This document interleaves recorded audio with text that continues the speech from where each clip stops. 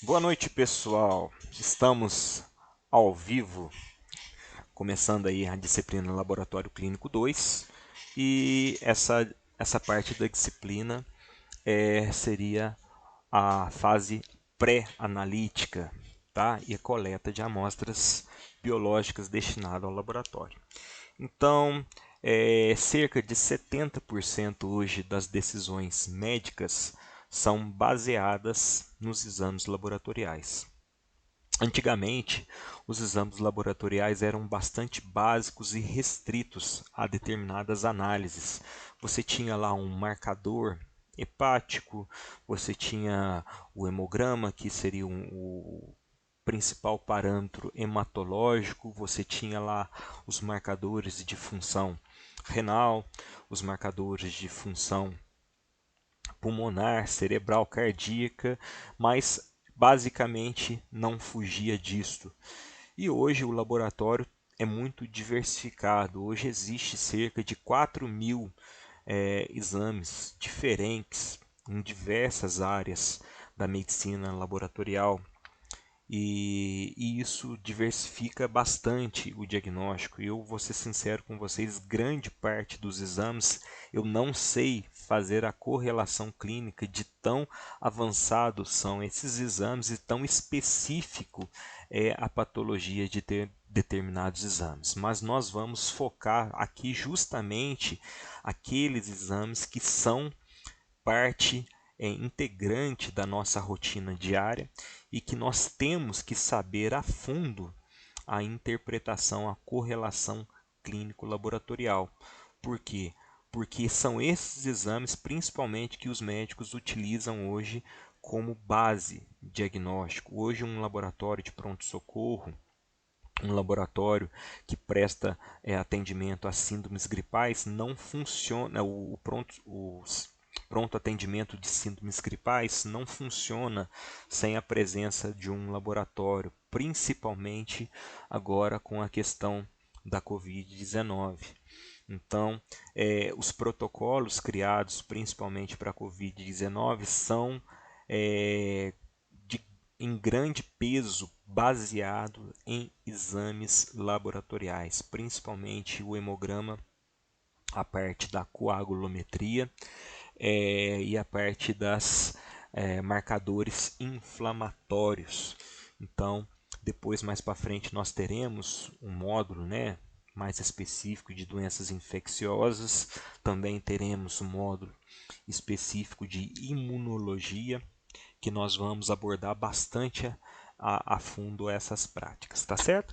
Então, basicamente, os exames são a principal fonte para o diagnóstico dos médicos.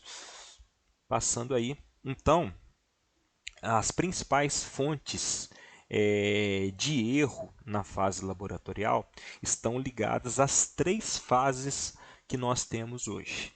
Tá? Nós temos a fase pré-analítica, que é tudo aquilo que ocorre antes do exame entrar dentro de um equipamento, dentro de um tubo de ensaio propriamente dito para ser analisado. Tá?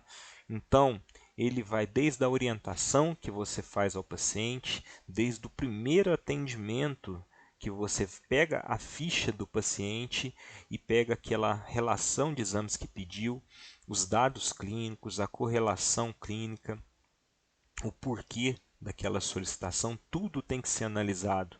E essas coisas vocês têm que saber porque vocês têm que passar para as pessoas que irão fazer essa fase pré-analítica.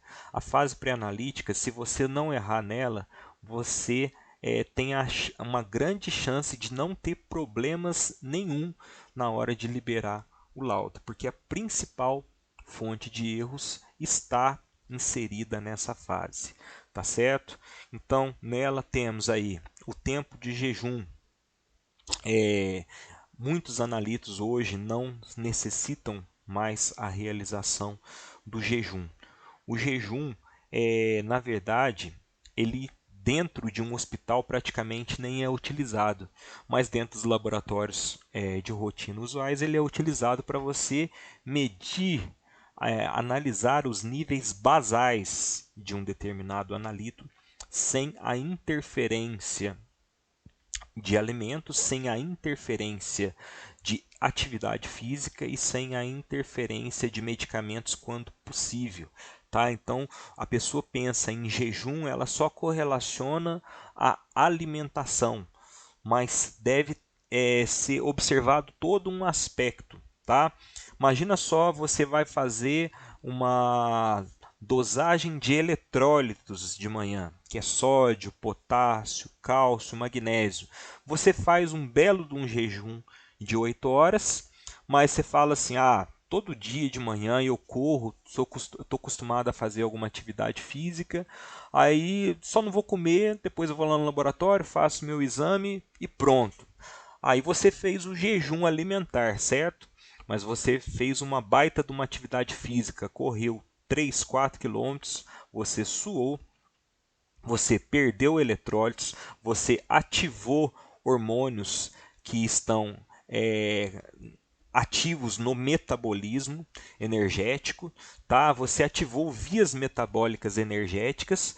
Então, se você for fazer um exame, você, apesar de estar em jejum alimentar, você não está preparado para a realização desse exame devido a uma atividade física prévia. Isso vai alterar drasticamente, principalmente os eletrólitos, o perfil glicêmico e hormônios.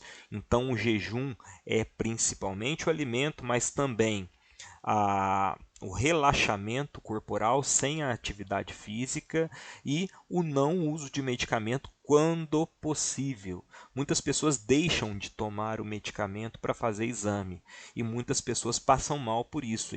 Determinados medicamentos não podem deixar de ser tomados, principalmente antihipertensivos, que geralmente se toma de manhã, no frio. Então a pessoa não toma um antihipertensivo, ela tem uma taquicardia, ela tem uma crise de hipertensão.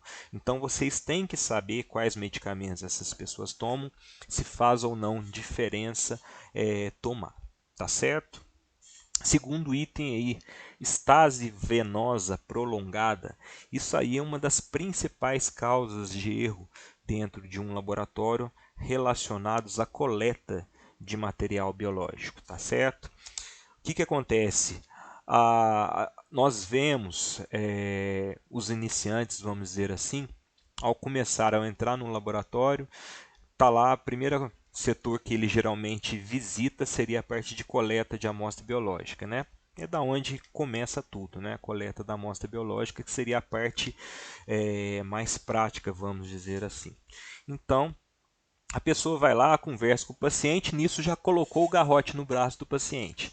E aí, como é que você está? Como é que está seu filho? Não sei o quê. Aí que vai preparar a seringa, tirar a capa da seringa, vai pegar o álcool, aí separa os tubos, começa a etiquetar os tubos, enquanto isso o braço da pessoa está quase gangrenando de tão apertado que está o garrote e tanto tempo que o garrote está lá.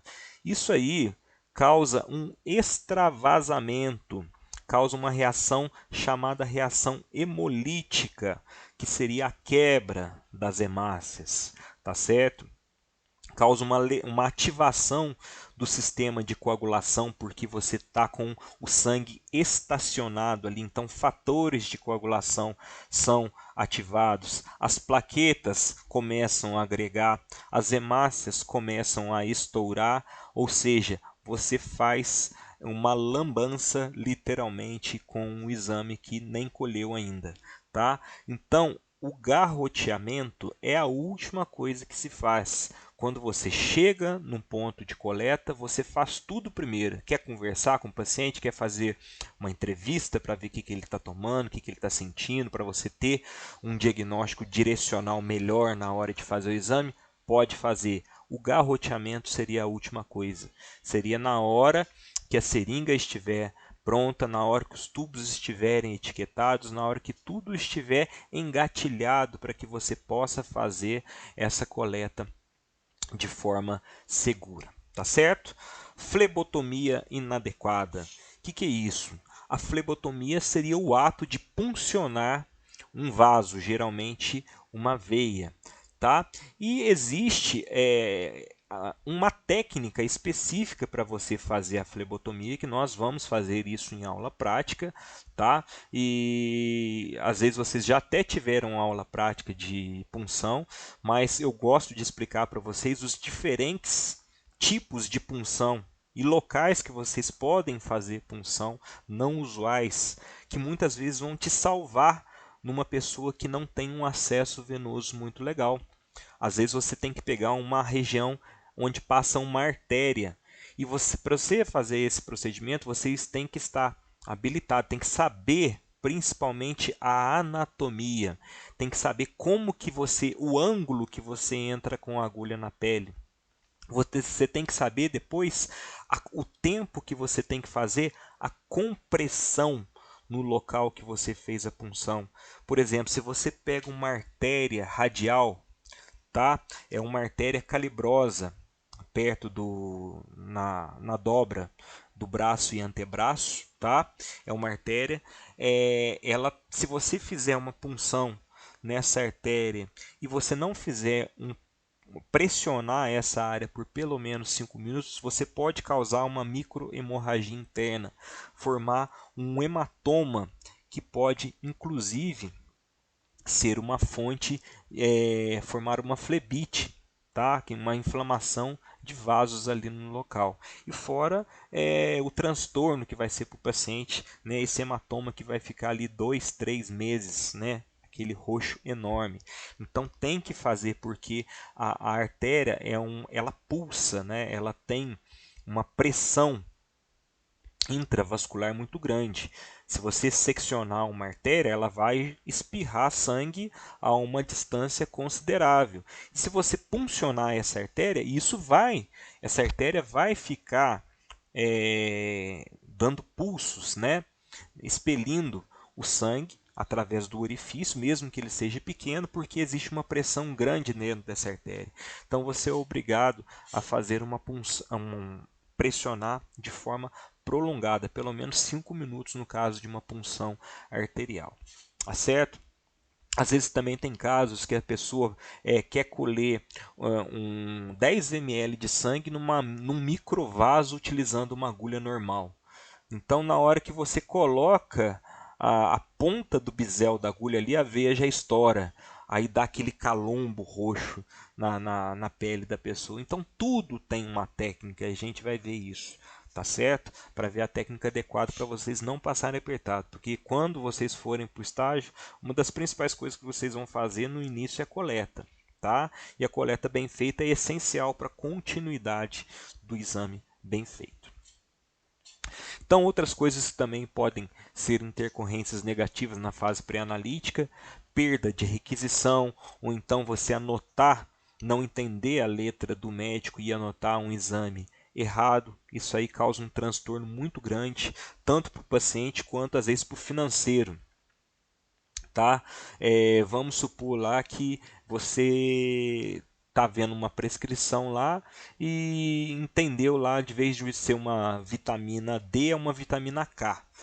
Tá? Então, devido à caligrafia do médico. Existe tanto a diferença do exame que é realizado, que às vezes o paciente está precisando de vitamina D, você entendeu vitamina K, quanto a questão também do preço, do valor do exame que está relacionado ao orçamento que você deu.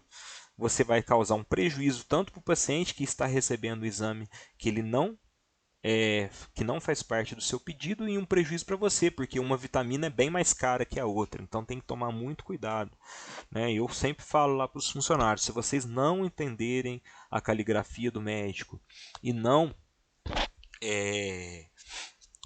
conseguir o contato com o médico, vocês avisam o paciente e que não vão fazer este exame, para a segurança do próprio paciente, mas na verdade para a nossa segurança também. Tá? Identificação errada do paciente, isso aí eu falo que é a pior coisa que pode acontecer dentro de um laboratório. Troca de amostra.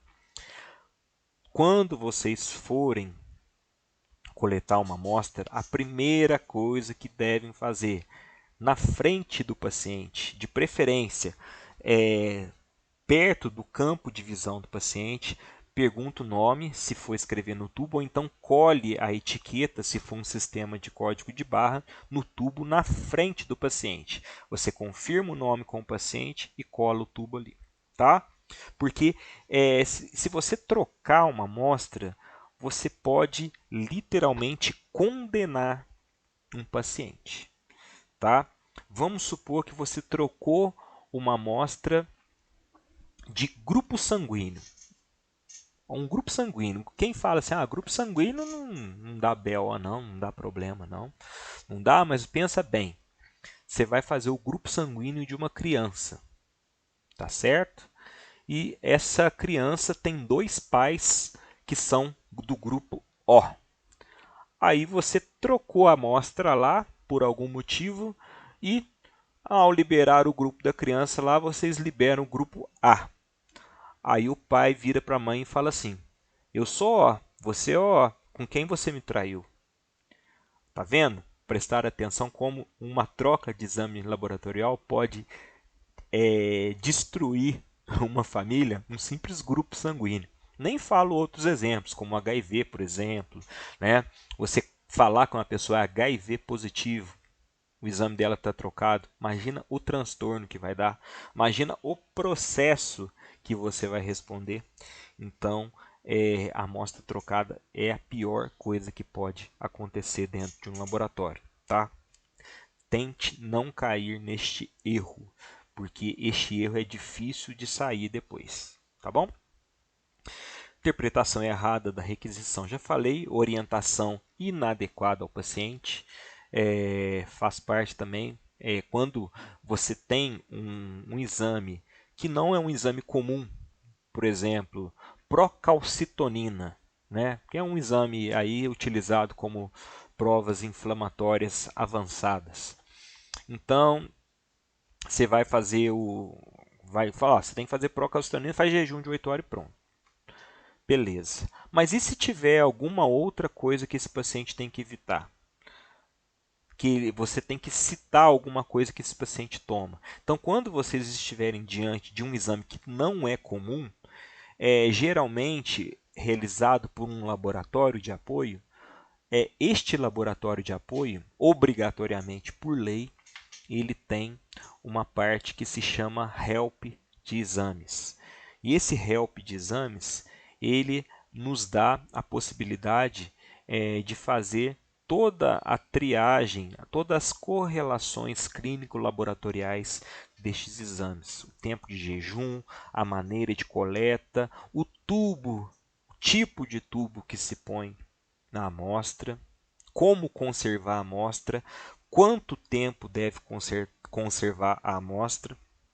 Então é essencial, quando esses exames forem direcionados ao laboratório de apoio, se vocês não tiverem a prática, procure antes no help de exames, fica geralmente na primeira página do laboratório de apoio para vocês terem essa informação. Que uma coisa super desagradável que acontece também é a necessidade de recoleta. Por quê? Porque você não orientou devidamente ao paciente ou então você não tomou os devidos cuidados que deveriam ser tomados com aquela amostra. Tá? Coletou em tubo errado, não conservou certo, não conservou na temperatura adequada, aumento de prazo entre a coleta e o envio, etc. Tá certo? Então, muito cuidado nisso. Depois, a utilização de aditivo inadequado, que seria coleta em tubos errados. Mais para frente nós vamos ver os principais tubos que nós utilizamos dentro do laboratório clínico. Centrifugação inadequada, isso aí também é bastante complicado, porque diversos exames têm um tempo de centrifugação adequado, mínimo, com uma rotação mínima também adequada. Por exemplo, os testes de coagulação realizados para ver a atividade de coagulação da pessoa, que seria o TAP, TTPA. Às vezes vocês ainda não ouviram falar essas siglas, não se preocupem, tá? A gente vai chegar no módulo coagulometria e lá vocês vão saber o que é TAP, que é o tempo de protrombina, tem o TTPA, que é o tempo de tromboplastina parcialmente ativada. Cada um tem um significado que em momento oportuno vocês vão ver. Mas, por exemplo, as provas de coagulometria. Elas devem ser centrifugadas, né? O material destinado à coagulometria, ele deve ter uma rotação mínima de 3.500 rotações por minuto numa centrífuga devidamente calibrada, tá? Durante 15 minutos. Por quê? Porque este é o período padronizado para que você possa separar totalmente os elementos figurados do sangue, tá? São as hemácias e os leucócitos e as plaquetas do plasma sanguíneo, para que neste plasma sanguíneo apenas estejam presentes os fatores de coagulação não ligados a elementos celulares, porque é o que a gente precisa para fazer uma boa análise de coagulometria, principalmente agora em momentos de Covid. Um exemplo para vocês, a gente fazia no hospital cerca de 5 a 10 coagulogramas por dia. Hoje nós fazemos, tem dia que 30 coagulogramas, porque é um protocolo para COVID coagulograma. Então, nós temos que seguir todos os protocolos para que o exame saia correto, porque no caso da COVID é uma doença que causa coagulopatia, ela causa alterações na atividade de coagulação. Beleza, gente? Então, isso seria um resumo da fase pré-analítica, responsável aí por 46 a 68% dos problemas, dos erros laboratoriais. Depois nós temos ali uma fase intermediária, que é a fase analítica, que ela está ligada principalmente ao equipamento, tá? Ao manuseio da amostra, depois da fase pré-analítica, né? Do sistema de identificação da amostra ou então eventuais contaminações dessas amostras. Então essa fase analítica em si, ela tem um menor percentual de falhas, porque a principal falha aqui, até digo que seria a questão do equipamento, que seria a falta de protocolos de calibração e controle de qualidade para equipamentos, porque a maioria dos laboratórios hoje são automatizados ou semi-automatizados. A parte manual hoje realizada dentro de um laboratório é muito pequena em relação ao que era realizado no passado. Então, hoje basicamente nós fazemos alimentamos o equipamento, informamos o equipamento o que ele tem que fazer e depois coletamos esse resultado e interpretamos. Isso principalmente na bioquímica clínica. Lógico que tem outras áreas dentro da análise clínica que é extremamente analítica humana, que você necessita do seu parecer, do seu conhecimento visual, de microscopia, para você poder fazer o diagnóstico, tá certo? Laboratorial. Então, mas no caso desses erros, eles estão ligados à falha de equipamentos, tá bom? E depois nós temos aí na fase pós-analítica, né? A fase pós-analítica é aquela fase onde o equipamento já liberou o resultado e o resultado agora está entrando na fase de importação para o sistema. A digitação seria a elaboração do laudo, a interpretação daquilo que o equipamento liberou, tá? Então, às vezes o equipamento está calibrado, fez tudo certo, mas por algum motivo o exame não está condizente. Então, se você não verificar isso numa fase pós-analítica, que seria a revisão de todo o processo, você deixa de repetir um exame e entrega, às vezes, um exame que não estaria adequado ao paciente. Por exemplo, todos os exames que são valores críticos, nós temos hoje disponível dentro da Sociedade Brasileira de Análises Clínicas os valores críticos de cada analito. E toda vez que você chega a um valor crítico, o protocolo é repetir e confirmar. Então, se você libera um valor crítico sem a devida confirmação, mesmo o equipamento estando calibrado, isso aí é uma falha pós-analítica, porque esses valores críticos devem ser confirmados, tá bom? Erro na transcrição do laudo, às vezes você transcreve errado do mapa e vai para a digitação e o erro persiste, é uma reação em cadeia. Então, muita concentração, gente, muita concentração, principalmente na hora de liberar resultados. Laboratório é um local de silêncio, que só fala o estritamente necessário, porque toda hora você está envolvido com uma situação que necessita concentração. E um desvio de concentração ali passa um número, passa uma célula, passa um artefato pelo seu campo de visão, e isso aí vai gerar uma falha analítica e pós-analítica, tá bom? Tempo de liberação de resultado acima do especificado, né? Isso aí também é uma coisa muito ruim. Às vezes esse tempo de liberação desse resultado acima do especificado não é nem uma causa intrínseca da pessoa que está liberando ali. Às vezes o equipamento estragou, então o reagente acabou, o fornecedor não abasteceu a tempo. Então nós temos que contar com isso, nós temos que ter uma linha direta com o paciente, avisar o paciente antes que ele vá pegar o resultado lá no local e o resultado não está pronto. Isso é muito desagradável. Então a gente tem que identificar essas questões antes de acontecer e aí sim estar trabalhando para que isso aí não ocorra. Beleza?